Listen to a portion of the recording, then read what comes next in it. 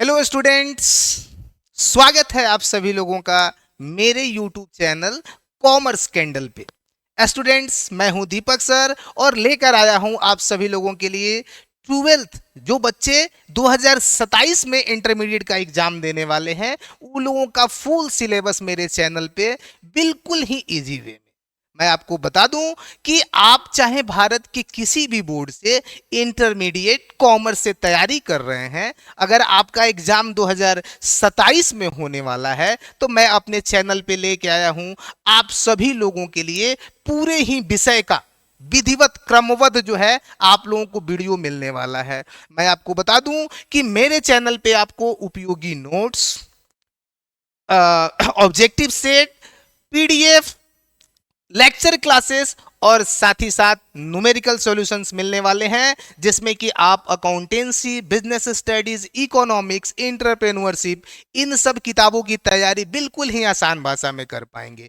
क्योंकि अभी आज मेरा ये पहला क्लास है इस सीरीज का और मैं शुरू करने वाला हूं सबसे पहले अकाउंटेंसी। अकाउंटेंसी की शुरुआत जो है मेरे इस चैनल पे हो रही है, जिसमें सबसे पहले मैं आपको बता दूं कि अकाउंटेंसी के अंडर इंटरमीडिएट ट्वेल्थ में क्या क्या चीजें पढ़नी होती है। आइए हम लोग शुरू करते हैं इस वीडियो को और जानते हैं कि इस अकाउंटेंसी में कौन कौन से चैप्टर्स हैं, कौन कौन सी यूनिट हैं और उनको किस प्रकार से हम लोग पढ़ने वाले हैं।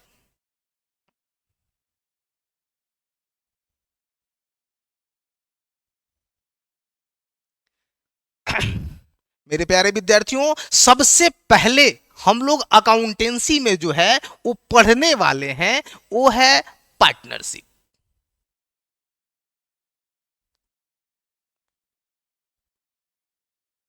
सबसे पहले हम लोग पार्टनरशिप के बारे में पढ़ने वाले हैं। पार्टनरशिप, जिसको हम लोग कहते हैं साझेदारी।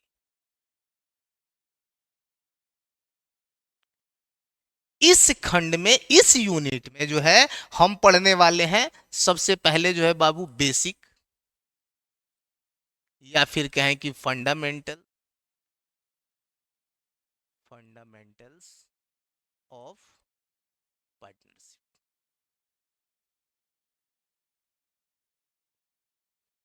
यानी कि साझेदारी की आधारभूत अवधारणा है।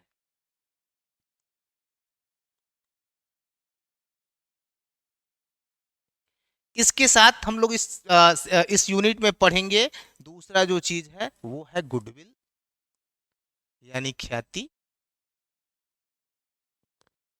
तीसरी जो चीज है वो हम पढ़ेंगे रिकंस्टिट्यूशन, यानी पुनर्गठन। इसके बाद हम लोग पढ़ेंगे admission of A partner, admission of a new partner, यानी कि साझेदार का प्रवेश।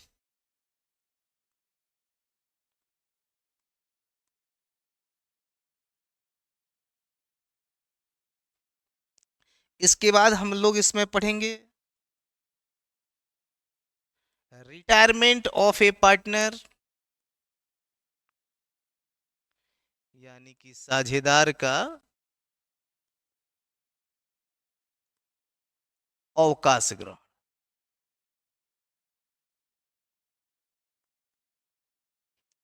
इसके बाद हम लोग इसमें पढ़ेंगे death of A partner, death of A partner, यानी कि पढ़ेंगे हम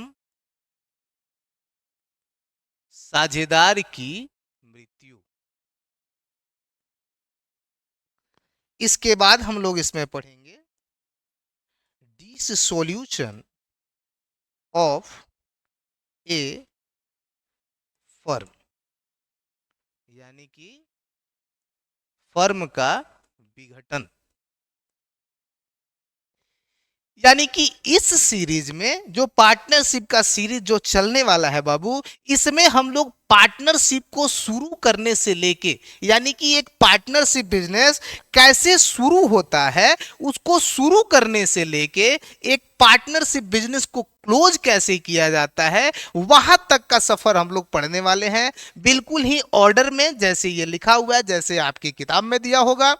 और आप लोग बिल्कुल हमारे साथ वीडियो में बने रहेंगे, जिसमें कि आप सभी लोगों को ये सभी जो सिस्टमेटिक ऑर्डरली जो सिलेबस है उसको पढ़ाया जा सके। इसके बाद जो है मेरे चैनल पे दूसरा जो यूनिट होगा वो कंपनी सेक्टर का होने वाला है, जिसमें हम लोग कंपनी से रिलेटेड उसकी बेसिक चीजें, अकाउंटिंग टर्म्स सबके बारे में पढ़ेंगे।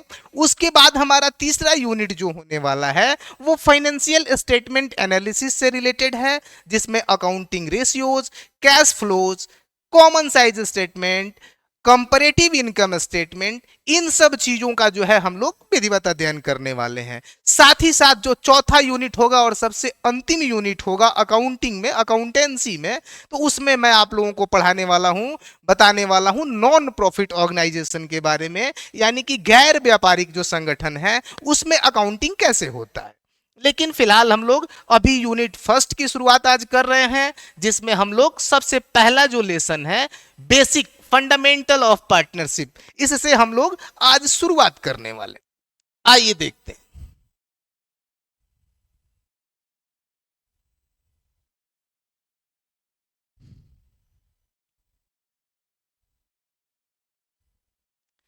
सबसे पहले जो है मैं आप लोगों को बता दूं कि साझेदारी क्या है। साझेदारी का अर्थ हम लोग आज पढ़ने वाले हैं इस वीडियो में। तो अभी तक बाबू हम लोगों ने 11th में जितने भी दिन पढ़ा, 11th में हमने पढ़ा सोल ट्रेड बिजनेस के बारे में, सिंगल ऑनरशिप बिजनेस के बारे में, यानी कि एक ऐसे व्यवसाय के बारे में हम लोग पढ़ रहे थे जिस व्यवसाय का स्वामी सिर्फ एक व्यक्ति था और उस व्यवसाय का संचालन भी वो करता था, और उस व्यवसाय से जो भी प्रॉफिट या लॉस होता था उसको वो अकेले अफोर्ड करता था या फिर बियर्ड करता था या वहन करता था। लेकिन अब जो है हम लोग 12th में सबसे पहले जो अकाउंटिंग में पढ़ेंगे, अकाउंटेंसी में पढ़ेंगे, वो हमारा टॉपिक होने वाला है साझेदारी का अर्थ या परिभाषा। तो मैं आपको बता दूं कि यहां मेरे चैनल पे हिंदी नोट्स और इंग्लिश नोट्स दोनों ही साथ साथ मिलने वाले हैं, यानी कि यहां हिंदी है और बगल में इसके इंग्लिश होने वाली है। तो अगर आप मीडियम हिंदी से पढ़ रहे हो या फिर आप इंग्लिश मीडियम से पढ़ रहे हो, आपको दोनों ही तरह के नोट्स मेरे चैनल पे मिलने वाले हैं।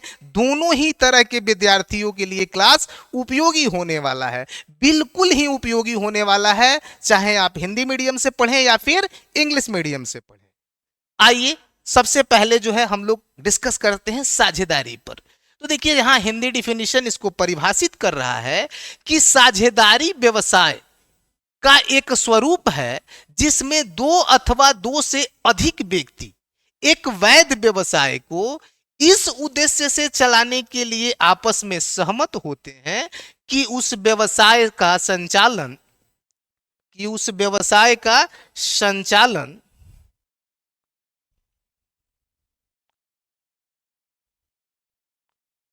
उस व्यवसाय का संचालन यहां पे व्यवसाय वह छूट गया है, व्यवसाय का संचालन उन सभी अथवा उनमें से किसी एक, उन सभी अथवा उनमें से किसी एक के द्वारा किया जाएगा तथा उससे होने वाले लाभ अथवा हानि को वे आपस में एक निश्चित अनुपात में बांटेंगे।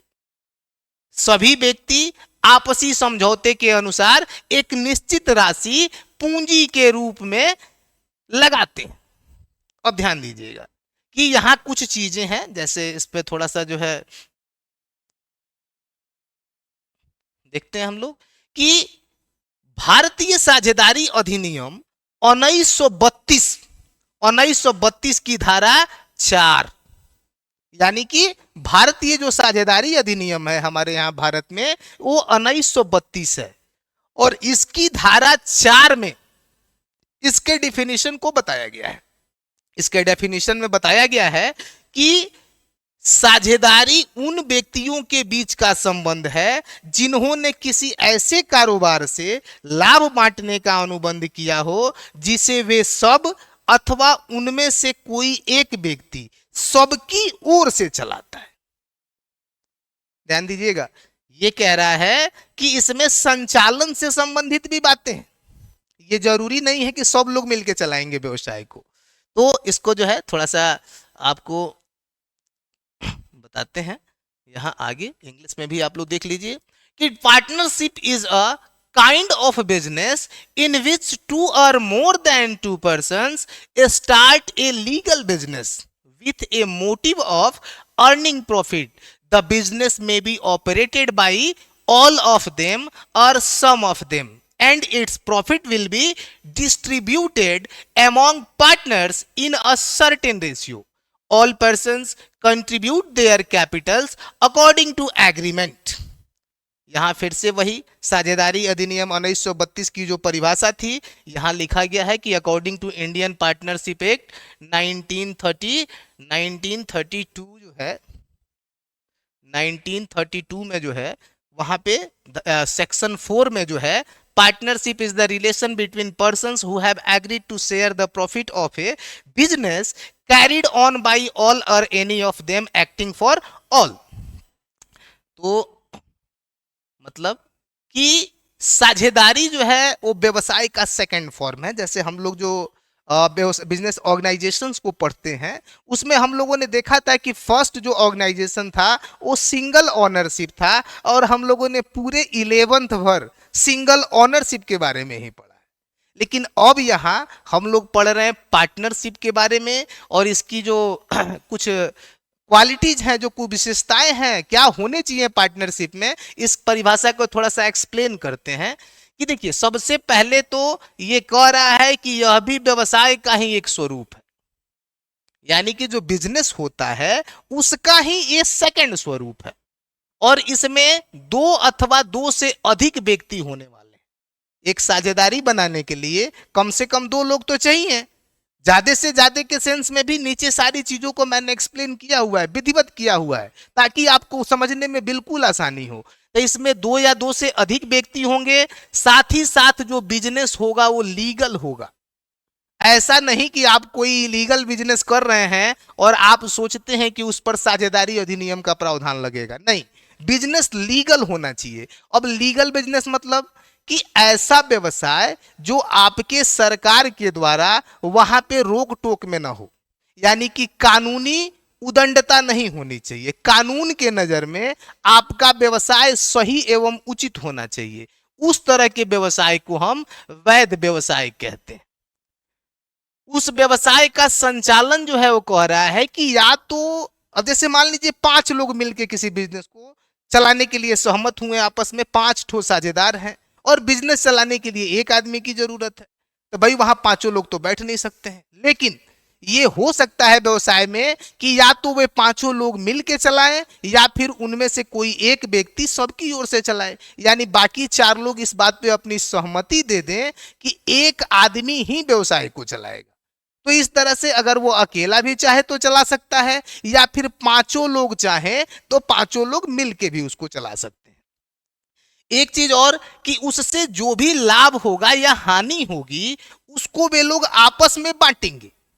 अब चूंकि सिंगल ओनरशिप में जो प्रॉफिट या लॉस होता था वो तो अकेला एक व्यक्ति रख लेता था जो व्यवसाय का मालिक था, लेकिन यहां चूंकि पार्टनर्स ज्यादा होते हैं, 2 से ज्यादा लोग होते हैं या कम से कम 2 लोग होंगे, तो जो भी प्रॉफिट या लॉस होगा वे लोग आपस में उसको बांटने का काम करते हैं। साथ ही साथ जितने भी लोग पार्टनर के रूप में बिजनेस में इंक्लूड होते हैं या लगते हैं वे सब लोग कैपिटल लाते हैं, यानी पूंजी के रूप में पैसा लगाते हैं। सब लोग जो है अपने अपने हिस्से का पैसा लगाते हैं और व्यवसाय को चलाया जाता है। उससे होने वाले लाभ अथवा हानि को जो भी होता है, चाहे प्रॉफिट हो चाहे लॉस हो, तो उनको आपस में जो है बाबू बांटने का काम होता है।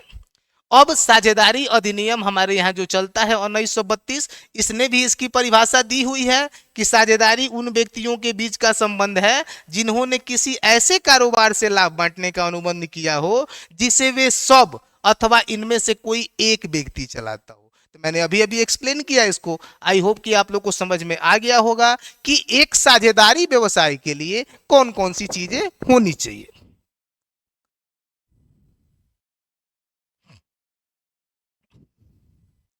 अब देखिए, अगला जो हमारा टॉपिक है बाबू, वो है साझेदार। तो हम आपको बता दें कि साझेदारी संस्था में या साझेदारी व्यवसाय में जो व्यक्ति शामिल होते हैं और अपनी पूंजी लगाते हैं, उन्हें इंडिविजुअली यानी कि व्यक्तिगत रूप से साझेदार कहा जाता है।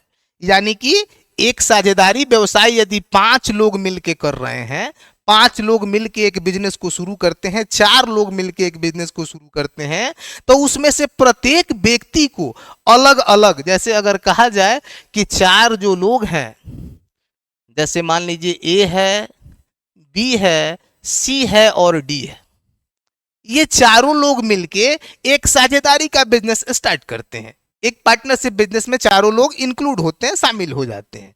अब कहा जाए कि भाई एक ए को अकेले क्या कहा जाएगा, या फिर एक डी को अकेले क्या कहा जाएगा। तो इस यही आपको बताने का प्रयास मैं कर रहा हूं कि एक साझेदारी व्यवसाय में जितने भी लोग लगे हुए हैं, जितने भी लोग हैं, इनमें से सब लोगों को अलग अलग, यानी कि ए को अलग, बी को अलग, सी को अलग और डी को अलग पार्टनर कहा जाता है।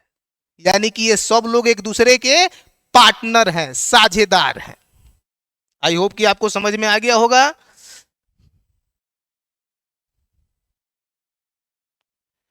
अब यहां अगला जो पॉइंट है, ये भी बड़ा समझने वाली बात है कि फर्म किसको कहते हैं।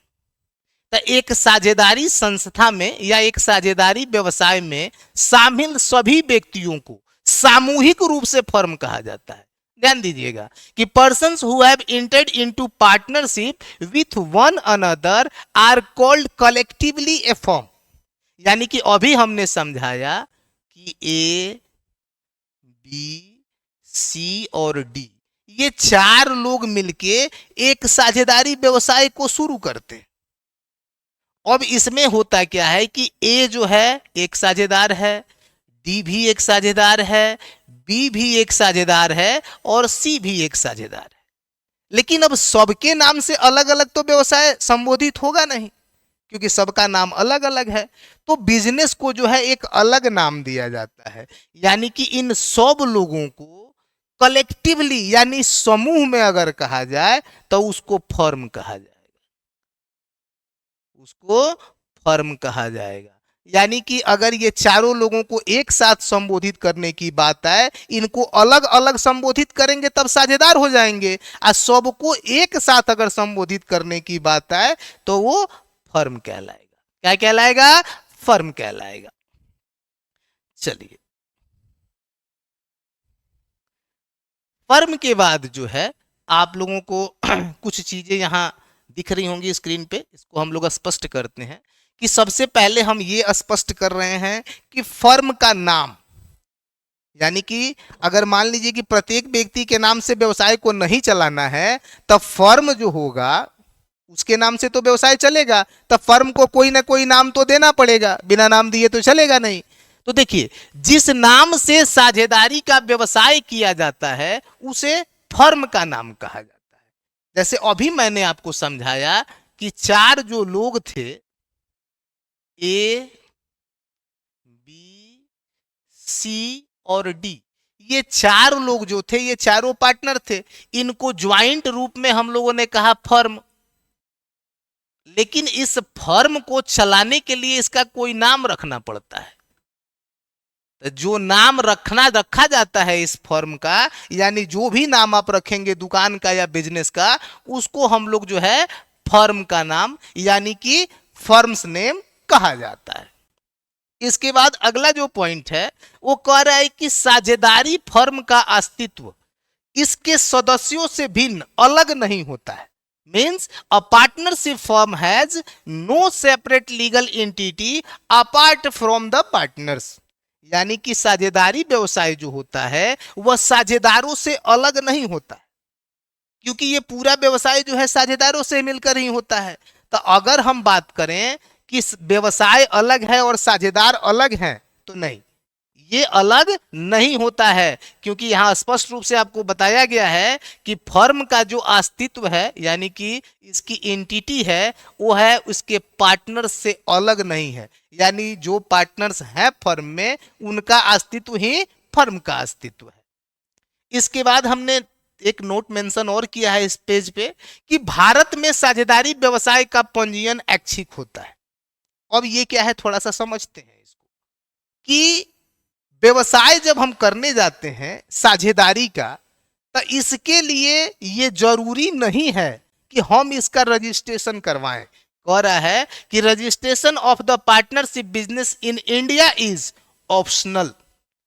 यानी कि अगर हम साझेदारी का व्यवसाय कराते हैं, अगर हम साझेदारी का बिजनेस करने जाते हैं, तो हमको यदि उसके रजिस्ट्रेशन की बात आती है तो वो हम लोगों के इच्छा पे निर्भर करता है। यानी कि यहां अगर इस फर्म का रजिस्ट्रेशन कराना है तो इन चारों लोगों के इच्छा पे निर्भर करता है। मन करे तो वे लोग फर्म का रजिस्ट्रेशन सरकार के पास कराएंगे और यदि नहीं मन करेगा तो नहीं कराएंगे। यानी कि रजिस्ट्रेशन कराने के लिए उन पर कोई भी पाबंदी या दबाव नहीं है। ये उनके इच्छा पे निर्भर करता है कि वे अपने इस फर्म का रजिस्ट्रेशन सरकार के पास कराएंगे कि नहीं कराएंगे। तो आज के वीडियो में स्टूडेंट्स मैंने आप लोगों को बताया कि साझेदारी व्यवसाय क्या है। आप लोगों को मैंने देखिए क्या क्या चीजें बताई। मैंने बताया आप लोगों को कि साझेदारी व्यवसाय क्या है। आप लोग स्क्रीनशॉट ले सकते हैं इसका। आप लोग को स्क्रीनशॉट लेना होगा क्योंकि इसका नोट्स जो है अगर आपको लिखना है तो आप लोग स्क्रीनशॉट ले सकते हैं। अगर कहीं माइनर थ्योरी में आपको मिस्टेक मिलता है अगर कहीं, तो उसको आप लोग या तो सुधार सकते हैं या फिर हमको बताएंगे, हम उसको बता देंगे कि क्या सही है। क्योंकि देखिए टाइपिंग करने वाले लोगों से थोड़ा सा हो सकता है कि बाई मिस्टेक कुछ मात्रा या फिर कुछ वर्ड्स इधर उधर हो जाए, जिसको लेके आप हमको कमेंट कर सकते हैं, हम आपको बता देंगे कि वहां पे क्या होने वाला है। तो आप लोग स्क्रीनशॉट ले सकते हैं कि हमने आज आप लोगों को साझेदारी का अर्थ बताया। साथ ही साथ मैंने बताया आपको, ये इंग्लिश वालों के लिए है, अगर इंग्लिश वाले इंग्लिश मीडियम से जो लोग बच्चे पढ़ रहे हैं वे बच्चे इसका स्क्रीनशॉट ले सकते हैं।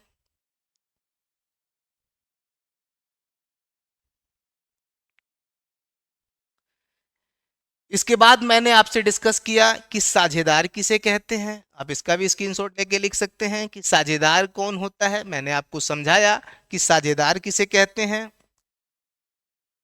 इसके बाद मैंने आपको बताया कि फर्म क्या होता है, यानी कि साझेदारी व्यवसाय साझेदारी संगठन में जब आप आते हैं तो फर्म से आप क्या समझते हैं। इसका भी स्क्रीनशॉट ले सकते हैं, आप लेके लिख सकते हैं। और इसके बाद जो है मैंने 3 ठो महत्वपूर्ण जो नोट है आप लोगों को समझाने का प्रयास किया कि साझेदारी फर्म जो होता है उसको अपना नाम दिया जाता है जिस नाम से वो अपना व्यवसाय चलाता है या चलाती है।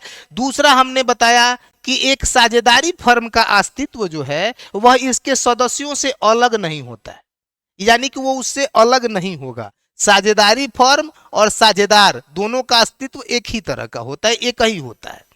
और तीसरा हमने बताया कि भारत में साझेदारी व्यवसाय का पंजीयन जो है वो ऐच्छिक होता है, यानी कि उनकी इच्छा पे निर्भर करता है।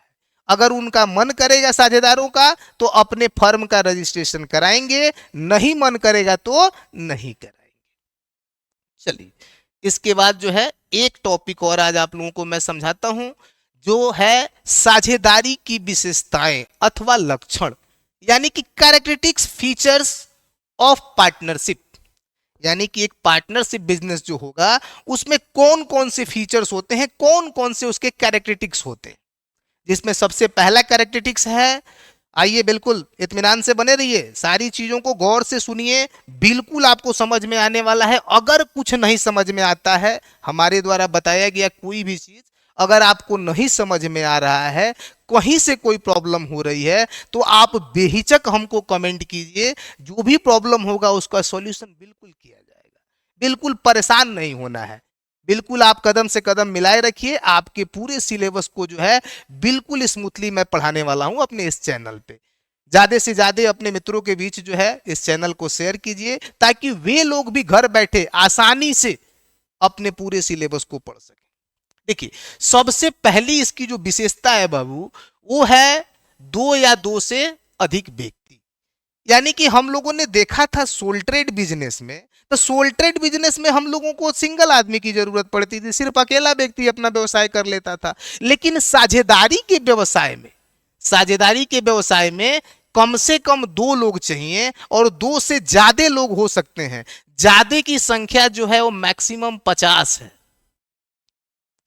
यानी कि एक सामान्य साझेदारी व्यवसाय में कम से कम दो लोग होंगे और ज्यादा से ज्यादा 50 लोग होंगे। 50 से ज्यादा व्यक्ति साझेदारी व्यवसाय में नहीं हो सकते हैं। दूसरी जो इसकी विशेषता है वो है अनुबंध या समझौता। यानी कि जब भी साझेदारी का व्यवसाय शुरू होता है तो सबसे पहले साझेदारों के बीच, जो साझेदार होते हैं, जो व्यवसाय में हिस्सा लेने वाले लोग होते हैं, उन लोगों के बीच आपस में एग्रीमेंट होता है, समझौता होता है। नहीं तो बाद में चल के झगड़ा होने लगेगा। बाद में जो पावरफुल है वो तो मान लीजिए अपना हक जताने लगेगा ना जी, तो समस्या हो जाएगी। तो इससे जरूरी है कि हम लोग जो है पहले ही सब फरिया के क्लियर कर लेंगे, कल को कोई विवाद ना हो। तो इसमें जो है समझौता हो जाता है। तीसरा जो है वो है वैधानिक व्यवसाय, यानी कि लॉफुल बिजनेस। तो बाबू हम आपको बता दें कि अभी हमने समझाया पीछे कि साझेदारी व्यवसाय जब भी होता है तो साझेदारी अधिनियम के तहत तभी आता है जब व्यवसाय लीगल हो, वैधानिक हो। लीगल व्यवसाय मतलब कि किसी भी तरह का कानून द्वारा उस पर रोक न हो, यानी कि कानूनी हिसाब से हमारे गवर्नमेंट के पॉलिसी के अकॉर्डिंग वह बिजनेस करने योग्य होना चाहिए। तो उस बिजनेस को हम लोग वैधानिक व्यवसाय कहते हैं, लॉफुल बिजनेस कहते हैं। इसके बाद जो है हमारा अगला स्टेप है लाभ कमाना एवं विभाजन। तो अब चूंकि देखिए बाबू, जब बिजनेस हम लोग करते हैं तो लाभ कमाने के उद्देश्य से ही करते हैं। हानि उठाने के लिए कोई बिजनेस नहीं करता है। हानि हो जाता है, कभी कभी परिस्थितियां इस तरह की हो जाती हैं, समस्याएं आ जाती हैं, जिस कारण से हानि हो जाता है। हानि के लिए कोई व्यवसाय नहीं करता है। कोई भी व्यक्ति नुकसान के लिए व्यवसाय नहीं करता है, वो करता है प्रॉफिट के लिए। तो हम लोग प्रॉफिट कमाना इसका उद्देश्य होता है, और उसका विभाजन, प्रॉफिट का शेयरिंग होता है। यानी कि प्रॉफिट जो है वो साझेदारों के बीच में बांटा जाता है, बांटने का काम होता है। इसके बाद जो है इसका पॉइंट है ऑपरेशन। तो देखिए, एक साझेदारी व्यवसाय की ये भी विशेषता है कि इसका संचालन जो है वो कोई एक साझेदार करे, दो साझेदार करें, या उनमें से सब लोग मिलकर करें, वे लोग आपस में समझ लेते हैं कि व्यवसाय को चलाने के लिए कितने लोगों की आवश्यकता है और कौन कौन बिजनेस के ऑपरेशन में, संचालन में भाग लेगा।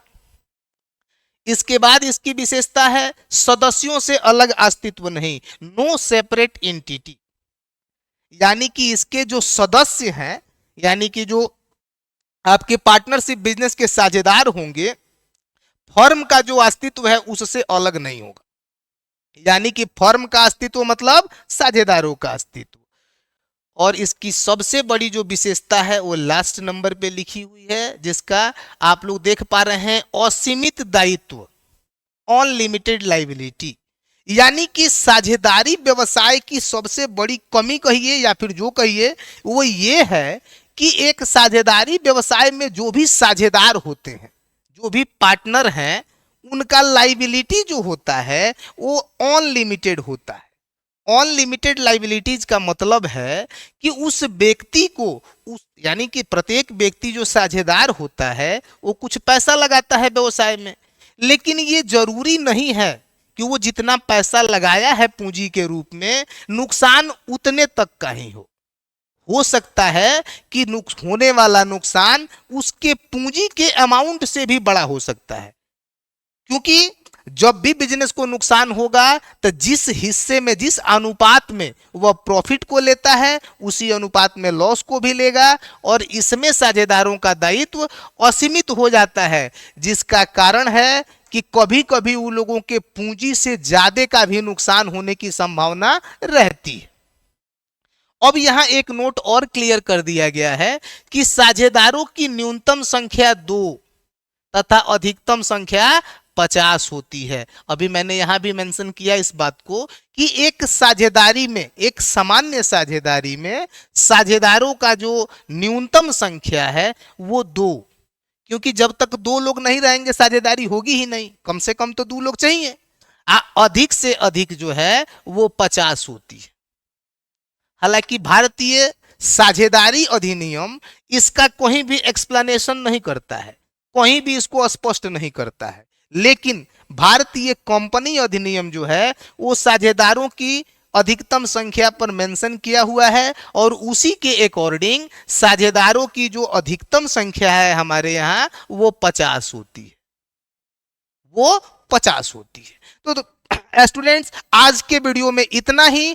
आई होप कि आप लोगों ने सभी चीजों को बहुत ही अच्छे तरीके से समझा, बहुत ही अच्छे तरीके से देखा। और यदि आपको इसमें कहीं भी कोई प्रॉब्लम आती है, कोई भी टॉपिक समझ में नहीं आता है, तो बेहिचक आप हमको कमेंट करें, हम उसको दूर करने का उपाय करेंगे। जरूर उस पे जो है आपकी समस्या के समाधान के लिए कदम उठाएंगे। और ऐसे ही बने रहिए आप मेरे साथ। बहुत जल्दी इसके अगले वीडियोज में मैं आपको इसके आगे बताने वाला हूं। धन्यवाद।